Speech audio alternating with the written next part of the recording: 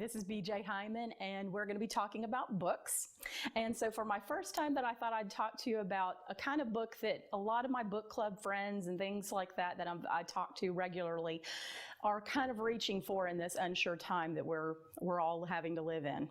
So the first one that I'm going to mention is called The Girl with All the Gifts, and it's by M.R. Carey. It's set 20 years after a mutated virus has taken over humanity and has turned them into zombies. But children that have been born after the mutation seem to be able to retain their humanity. The main child that's in the story, she starts to understand the danger she is to, and especially an important person to her, the teacher that she loves the most.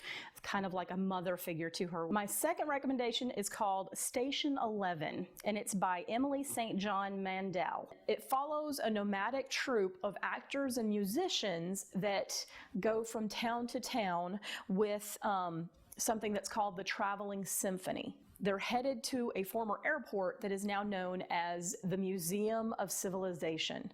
Now, this place is a place that holds things like cell phones and cameras and computers because there are no cars, nothing is left. One of the things that I love about this particular book is the fact that instead of just holding on to humanity and making sure that human life continues, they also wanted to give beauty, something that we would maintain and hold on to. That without beauty, what is the purpose of just living from day to day without something beautiful to look forward to? The next one I want to talk to you about is actually a series called The Scattered and the Dead, and it's actually by two friends of mine, L.T. Vargas and Tim McBain.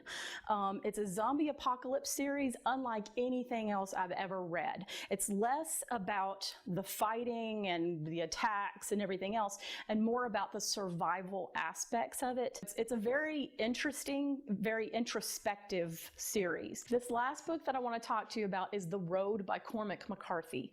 Before you tackle this book, though, I do want to give a little bit of a warning that it is a very, very difficult book emotionally. It's about a man and his son, and they are traveling because where they are right now, they know that they couldn't survive through the winter. It's beautifully written and won a Pulitzer Prize. It is an incredible book, but also a very difficult book. So that is my list for this time. You can find my books, BJ Hyman, at Amazon.com.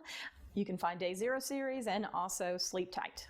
Until next time, happy reading.